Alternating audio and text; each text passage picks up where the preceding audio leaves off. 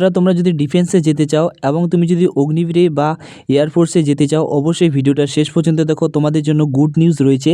Finally friend, তোমাদের কিন্তু 2026 সালে যে তোমাদের অগ্নিবীরে নিয়োগের তোমাদের কিন্তু ভ্যাকেন্সি, ইন্ডিয়ান এয়ারফোর্স তোমাদের কিন্তু নোটিফিকেশন পাবলিশ করে দেওয়া হয়েছে।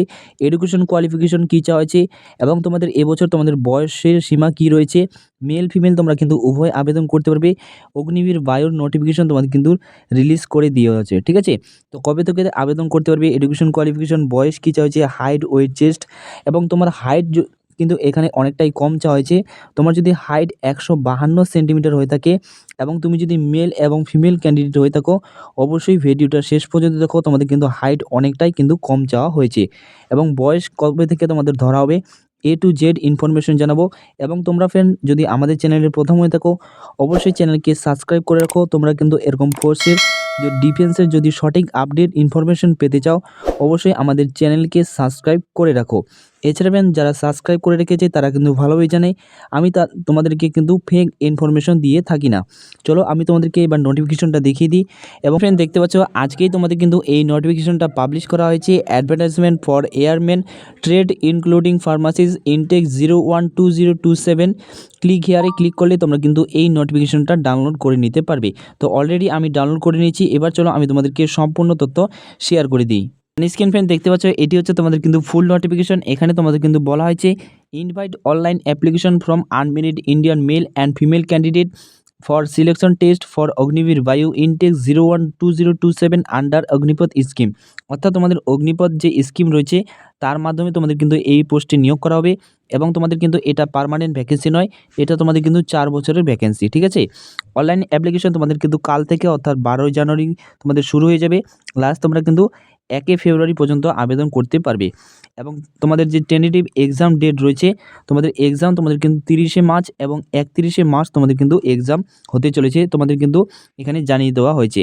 এবং মিনিমাম এডুকেশন কোয়ালিফিকেশন কী চাইছে, অবশ্যই তোমাদের কিন্তু উচ্চ মাধ্যমিক পাস হতে হবে এবং তার সাথে সাথে তোমাদের কিন্তু আরও কিছু যোগ্যতা চাওয়া হয়েছে। তো তার আগে আমি তোমাদেরকে বয়স কী চাওয়া হয়েছে সেটা আমি তোমাদেরকে বলে দিই।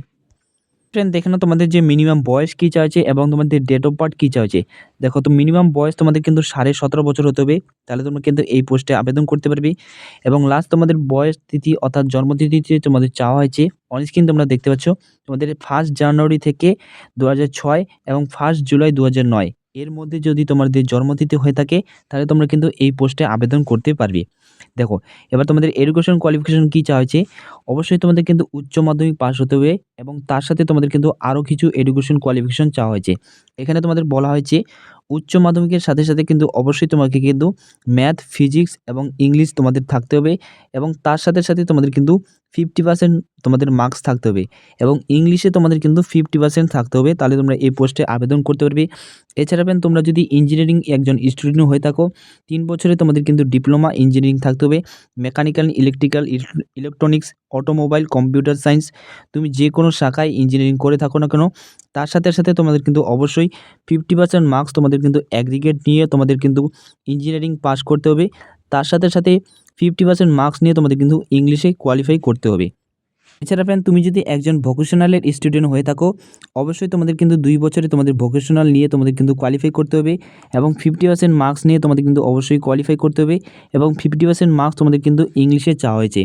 নেক্সট যে রয়েছে তোমাদের, তুমি যদি যে কোনো অর্থাৎ তুমি উচ্চ মাধ্যমিক যে কোনো স্ট্রিমে কোয়ালিফাই করে থাকো না কেন, অর্থাৎ তুমি যে কোনো স্ট্রিমে কোয়ালিফাই করে থাকো না কেন, তার সাথে সাথে অবশ্যই তোমাদের কিন্তু 50% মার্কস নিয়ে উচ্চ মাধ্যমিক কোয়ালিফাই করতে হবে এবং 50% মার্কস নিয়ে তোমাদের কিন্তু ইংলিশে কোয়ালিফাই করতে হবে, তাহলে তোমরা কিন্তু এই পোস্টে আবেদন করতে পারবে। অর্থাৎ ফ্রেন্ড, তুমি যে কোনো স্ট্রিমে কোয়ালিফাই করে থাকো না, তুমি একজন সায়েন্সের অথবা তুমি যদি একজন ইঞ্জিনিয়ারিং অথবা তুমি যদি একজন ভোকেশনালের অথবা তুমি যদি যে কোনো আলাদা স্ট্রিমের ছাত্র হয়ে থাকো না কেন, তোমাকে অবশ্যই কিন্তু 50% মার্কস নিয়ে কোয়ালিফাই করতে হবে টোটাল। এবং তার সাথে সাথে ফ্রেন্ড, তোমাদের কিন্তু ইংলিশে তোমাদের কিন্তু 50% মার্কস নিয়ে কোয়ালিফাই করতে হবে, তাহলে তোমরা কিন্তু এই অগ্নিবীর বায়ু পোস্টে আবেদন করতে পারবে। ফ্রেন্ড, তোমাদের যে হাইট চাওয়া হয়েছে অন স্ক্রিন তোমরা দেখতে পাচ্ছ, মিনিমাম তোমাদের কিন্তু মেল এবং ফিমেলদের ক্ষেত্রে 152 সেন্টিমিটার হাইট চাওয়া হয়েছে।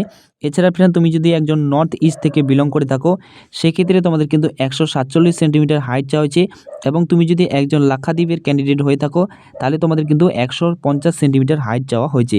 মিনিমাম ওজন তোমাদের কতটা চাওয়া হয়েছে, ওজন তোমাদের কিন্তু বয়স অনুযায়ী তোমাদের কিন্তু ওজন মাপা হবে এবং মিনিমাম যে তোমাদের চেস্ট চাওয়া হয়েছে সেই চেস্টটা তোমাদের কিন্তু মিনিমাম 77 সেন্টিমিটার তোমাদের চেস্ট থাকতে হবে, তার সাথে সাথে 5 সেন্টিমিটার তোমাদের কিন্তু ফুলাতে হবে।